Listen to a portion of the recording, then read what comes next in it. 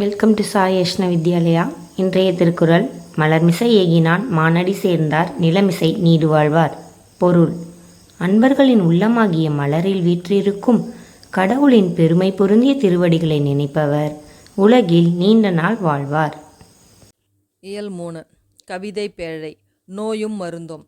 நீலகேசியிலிருந்து பாடல். நீலகேசி ஒரு ஐஞ்சிறு காப்பிய நூல். உள்ளத்தில் தோன்றும் தீய எண்ணங்களால் ஏற்படும் துன்பங்களையும் டேஸ் என்றே நம் முன்னோர் குறிப்பிட்டனர். நோய்கள் இந்நோய்க்கு மருந்துகளாக விளங்குவன அறக்கருத்துக்களை கொண்ட இலக்கியங்கள். பாடல்: பேர்தற்கு அரும்பினிதாம் இவை, அப்பினி தீர்தற்கு உரிய திரியோக மருந்து இவை, ஓர்தல் தெளிவோடு ஒழுக்கம் இவையுண்டார், பேர்த்து பிணியுள் பிறவார் பெரிது இன்பமுற்றே. சொல்லும் பொருளும்: தீர்வன நீங்குபவை, உபசமம் அடங்கி இருத்தல், நிழல் இகழும், ஒளி பொருந்திய, பேர்தற்கு அகற்றுவதற்கு, திரியோக மருந்து, 3 யோக மருந்து, தெளிவு, நற்காட்சி, திறத்தன, தன்மையுடையன, கூற்றவா, பிரிவுகளாக, பூனாய், அணிகலன்களை அணிந்தவளே, பிணி, துன்பம், ஓர்தல், நல்லறிவு, பிறவார். பிறக்க மாட்டார். நீலகேசி கூறும் நோயின் தன்மைகள்: 3. மருந்தினால் நீங்கும் நோய், எதனாலும் தீராத தன்மையுடைய நோய்கள், முற்றிலும் தீராமல் உள்ளுக்குள் இருந்து துன்பம் தருவன. அகற்றுவதற்கு அரியவையாக நீலகேசி பாடல் கூறுவது: பிறவி துன்பங்கள். பிறவி துன்பங்களை தீர்க்கும் மருந்துகள்: 3. நல்லறிவு, நற்காட்சி, நல்லொழுக்கம். ஐஞ்சிறுகாப்பியங்கள்: யசோதர காவியம், உதயனகுமார காவியம், நீலகேசி, சூளாமணி, நாககுமார காவியம். இவை சமண சமய நூல்கள். ஐம்பெருங்காப்பியங்களில் பார்த்தீங்க அப்படின்னு சொன்னால் சிலப்பதிகாரம், மணிமேகலை, சீவக சிந்தாமணி, வளையாபதி, குண்டலகேசி. இதில் சிலப்பதிகாரம், சீவக சிந்தாமணி, வளையாபதி ஆகியவை சமண சமய நூல்கள். மணிமேகலையும் குண்டலகேசியும் பௌத்த சமய நூல்கள். மணியும் குண்டும் பௌத்த காப்பியம். சமண சமய கருத்துக்களை வாதங்களின் அடிப்படையில் விளக்கும் ஐஞ்சிறுகாப்பிய நூல் நீலகேசி. குண்டலகேசிக்கு எதிராக எழுந்த நூல் இது பௌத்த மத காப்பியம். நீலகேசியில் உள்ள சருக்கங்கள்: கடவுள் வாழ்த்து நீங்களாக 10 சருக்கங்கள். நீலகேசியின் ஆசிரியர் பெயர் தெரியவில்லை. நீலகேசி காப்பியத்தில் பாடமாக இடம்பெற்றுள்ள சருக்கம் தரும உரை சருக்கம். உடல் நலம் என்பது டேஸ் இல்லாமல் வாழ்தல் ஆகும். பிணி. நீலகேசி கூறும் நோயின் வகைகள்: 3. கவிதை பேழை. வருமுன் காப்போம். கவிமணி தேசிக விநாயகனார். நோயற்ற வாழ்வே குறைவற்ற செல்வம் என்பது பழமொழி. நல்ல உடல் நலத்திற்கு அடிப்படை நல்ல உணவு, உடல் தூய்மை, உடற்பயிற்சி. பாடல்: காலை மாலை உலாவி நிதம் காற்று வாங்கி வருவோரின் காலை தொட்டு கும்பிட்டு காலன் ஓடி போவானே, தூய காற்றும் நன்னீரும் சுண்ட பசித்தபின் உணவும் நோயை ஓட்டி விடுமப்பா, 100 வயதும் தருமப்பா. சொல்லும் பொருளும்: நித்தம் நித்தம், நாள்தோறும், மட்டு, அளவு, சுண்ட, நன்கு, வையம், உலகம், பேணுவையேல், பாதுகாத்தல், திட்டுமுட்டு. தடுமாற்றம். கவிமணி என போற்றப்படுபவர் தேசிக விநாயகனார். தேசிக விநாயகனார் பிறந்த ஊர் குமரி மாவட்டத்திலுள்ள தேரூர். கவிமணி எத்தனை ஆண்டுகள் ஆசிரியர் பணியாற்றினார்? 36 ஆண்டுகள். கவிமணி எழுதிய நூல்கள்: ஆசிய ஜோதி, மலரும் மாலையும். இதுதான் பாடப்பகுதியில் இடம்பெற்றிருக்கு. வருமுன் காப்போம் அப்படிங்கிற தலைப்பில். மருமக்கள் வழி மான்மியம், கதர் பிறந்த கதை. இதெல்லாமே கவிதை நூல்களாக இருக்குது. உமர் கய்யாம் பாடல்கள். இது மொழிபெயர்ப்பு நூல். காந்தியடிகள் டேஸ் போற்ற வாழ்ந்தார். வையம். உரைநடை. தமிழர் மருத்துவம். மருந்தென வேண்டாவாம் யாக்கைக்கு அருந்தியது அற்றது போற்றி உணின் என்பது திருக்குறள். அருந்தும் உணவே அருமருந்து என அறிந்தவர் நம் தமிழ் மக்கள். உலகில் பல்வேறு மருத்துவ முறைகள் இருந்தாலும் தமக்கென மரபு சார்ந்த மருத்துவ முறைகளை உருவாக்கி பின்பற்றியவர்கள் தமிழர்கள். தமிழர் மருத்துவ முறைகள் பற்றி அறிந்த சித்த மருத்துவர் சிவராமன். தொடக்க காலத்தில் மனிதனுக்கு நோய் வந்தபோது தாவரங்களின் எந்தெந்த பகுதிகளை மருந்தாக பயன்படுத்தினர்? வேர், பட்டை, இலை, பூ, கனி. பழந்தமிழ் இலக்கியங்கள் கூறும் மருத்துவ முறைகள் மூலிகை மருத்துவம், அறுவை மருத்துவம், மருந்தில்லா மருத்துவம் போன்றவற்றையும் உடலை வளப்படுத்தி உள்ளத்தை சீராக்கும் யோகம் முதலிய கலைகளையும் தமிழர் அறிந்திருந்தனர். சித்த மருத்துவம், ஆயுர்வேதம், இயற்கை மருத்துவம், நாட்டு மருத்துவம் முதலிய மருத்துவ முறைகளுக்கெல்லாம் அடிப்படை ஒன்றே. தமிழர் தத்துவங்கள் சாங்கியம், ஆசீவகம். சாங்கியம், ஆசீவகம் போன்றவை எதற்கும் உள்ள ஒற்றுமையை கண்டறிந்து உலகில் உடலில் ஐம்பூதங்களினால் ஏற்படும் மாற்றத்தினை விளக்கின. உடலுக்கும் பிரபஞ்சத்துக்கும். தமிழர் நோயை இயற்கையில் கிடைக்கும் பொருள்களின் எதனை கொண்டு குணப்படுத்த முடியும் என்ற உண்மையை விளக்கினர். தன்மை, சுவை. தமிழர் மருத்துவம் பண்பாட்டு கூறாக ஆகும்போது நாட்டு வைத்தியமாகவும், பாட்டி வைத்தியமாகவும், மரபு சார்ந்த வைத்தியமாகவும், உணவு சார்ந்த மருத்துவமாகவும், பண்பாடு சார்ந்த மருத்துவமாகவும் விரிந்திருக்கிறது.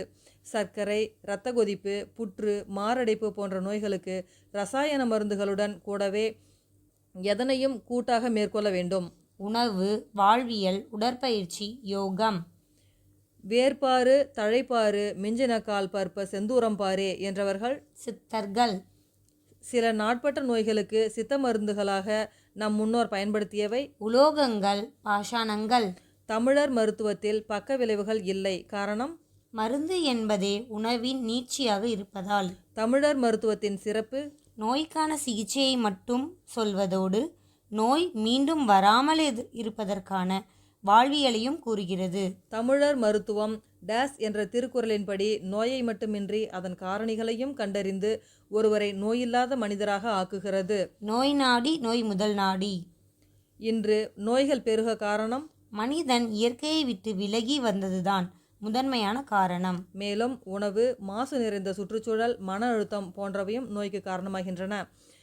உணவுக்காக சமையலறையில் செலவிடும் நேரத்தை எதற்காக செலவிடும் நேரம் என நினைக்க வேண்டும். நல்வாழ்விற்காக. நாள்தோறும் உடல் நலத்துக்காக செய்ய வேண்டியன 45 நிமிடம் 3 கிலோமீட்டர் நடைப்பயிற்சி செய்ய வேண்டும். 45 நிமிடம் அல்லது 3 கிலோமீட்டர் நடைப்பயிற்சி, 45 நிமிடம் 15 நிமிடம் யோகா, தியானம், மூச்சு பயிற்சி போன்றவை, 3 லிட்டர் தண்ணீர் குடித்தல், 7 மணி நேர இரவு தூக்கம் ஆகியன நல்ல உடல் நலத்துக்காக செய்ய வேண்டியவை. ஆரோக்கியமான உடலுக்கு காலை உணவுக்கு முன் சாப்பிட வேண்டிய பழங்கள் கொய்யா, இலந்தை, நாவல், நெல்லி, பப்பாளி, வாழைப்பழங்கள். அன்றாட வாழ்வில் சேர்த்து கொள்ள வேண்டியவை காய்கறிகள், கீரைகள், பழங்கள், சிறுதானியங்கள். நோய் அண்டாமல் இருக்க செய்ய வேண்டியவை உரிய நேரத்தில் உறங்க செல்லுதல், அதிகாலையில் விழித்தெழுதல், நாள்தோறும் ஓடியாடி வேலை செய்தல் அல்லது விளையாடுதல். இரவு தூக்கம் மிகவும் இன்றியமையாதது. தொடக்க காலத்தில் மனிதர்கள் மருத்துவத்திற்கு எதனை பயன்படுத்தினர்? தாவரங்களை. உடல் எடை அதிகரிப்பினால் ஏற்படும் நோய் இரத்த கொதிப்பு, சர்க்கரை, மாரடைப்பு. விரிவானம். தலைக்கோல் ஓர் உலகம். எழுதியவர் சுஜாதா. உலகத்திலேயே மிக மிக வியப்பானது மனித மூளை. நமது உடல் இயக்கத்திற்கும் மன இயக்கத்திற்கும் காரணமானது மூளை. இவ்வுலகிலேயே மிகவும் அடர்த்தியான சிக்கலான ஒரு பொருள் என்றால் மனித மூளை. மூளையில் உள்ள செல்களின் எண்ணிக்கை ட்ரில்லியன். அவற்றுள் 100 பில்லியன் அதாவது 10,000 கோடி டேஸ் உள்ளன. நியூரான்கள். இந்த நியூரான்களின் வலைப்பின்னல்தான் புத்திசாலித்தனம், படைப்புணர்ச்சி, ஞாபகம், தன்னுணர்வு. மூளையின் அமைப்பு. மூளை முதுகுத்தண்டிலிருந்தே முளைக்கிறது. மூளையின் வடிவம் மடிப்பு மடிப்பாக முட்டைக்கோஸ் இலைகள் அல்லது வெங்காயம் போல் இருக்கும். மூளையின் 3 முக்கியமான பாகங்கள் உள்மூளை, நடுமூளை, பின்மூளை. அது மட்டுமல்லாமல் முன்மூளை, சிறுமூளை ஆகியனவும் உள்ளன. முன்மூளையில் எதன் முடிவுகள் உள்ளன? மூக்கு, கண். உடலின் அசைவுகளையும் உணர்ச்சிகளின் வளர்ச்சியையும் கட்டுப்படுத்துவது சிறுமூளை. மூளையின் உணவு. மூளை ரொம்ப பசியுள்ளது. அதன் பசி உயிர் வலி பசி, ஆக்சிஜன். மூளைக்கு ஒரு நிமிடத்திற்கு எத்தனை ml குருதி தேவை? 800 மில்லி. உடலின் எடையில் எத்தனை பங்கு மூளை உள்ளது? 50இல் 1 பங்கு. எனினும் குருதி, உயிர்வலி ஆகியவற்றின் மொத்த தேவையில் எவ்வளவு பங்கை அபகரித்துக் கொள்கிறது? 5இல் 1 பங்கு. எனவே மூளைக்கு எப்போதும் குருதி ஓட்டம் இருந்து கொண்டே இருக்க வேண்டும். உடலின் தன்னிச்சையான செயல்களுக்காக இருப்பவை முதுகுத்தண்டின் குறுக்கு இணைப்புகள். மூளையின் வலதும் இடதும். பேச, எழுத, கணக்கிட, தர்க்க ரீதியில் சிந்திக்க உதவும் மூளையின் பகுதி இடது பாதி. மேலும் அறிவாற்றல் பிரச்சனைகளை அலசுதல், சதுரங்கம், மொழியறிவு ஆகியவையும் இடது பாதி மூளையில்தான் உள்ளன. மூளையின் தகவல் செல்லும் இடம் வலப்பக்க செய்திகள் இடப்பக்க மூளைக்கும், இடப்பக்க செய்திகள் வலது பக்க மூளைக்கும். வலப்பக்க மூளையின் வேலைகள் வடிவங்களை உணர்தல், கவிதை எழுதுவது, படம் வரைவது, நடனமாடுவது, நடிப்பது போன்ற கலை தொடர்பானவை எல்லாம் வலப்பக்க மூளையின் செயல்கள். வலது பக்க மூளை ஆக்கிரமிப்பு அதிகம் உள்ளவர்கள் எந்தெந்த தொழில்களை செய்கின்றனர்? நடிகர்கள், பாடகர்கள், நடன கலைஞர்கள், இசைக்கருவிகளை கையாளுபவர்கள் போன்றவர்கள். இடப்பக்க மூளை ஆக்கிரமிப்பு உள்ளவர்கள் செய்யும் தொழில்கள். பட்டய கணக்காளர்கள், கணக்காசிரியர்கள், IAS படிப்போர் போன்றோர். மூளையும் உணர்வுகளும். உணர்ச்சிகளின் பிறப்பிடம் மூளை. மூளை உடலின் இணைப்பு உணர்ச்சியாகும். மீண்டும் மீண்டும் நினைக்கப்படும் செய்திகள் நம் மூளையின் எந்த நினைவுக்கு அனுப்பப்படுகின்றன? நிலையான நினைவுக்கு.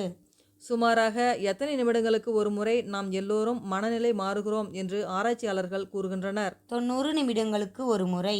சராசரி மனிதனின் வாழ்நாளில் எத்தனை வருடம் தூங்குகிறான்? 20 வருடம். தூங்கும்போது எத்தனை லட்சம் கனவுகள் காண்கிறான்? 3 லட்சம். கற்க கற்க நம் நியூரான்களின் எதன் சிக்கல்கள் அதிகமாகிக் கொண்டே வருகின்றன? இணைப்பு சிக்கல். இதனால் மூளையின் எடை கொஞ்சம் கூடுகிறது.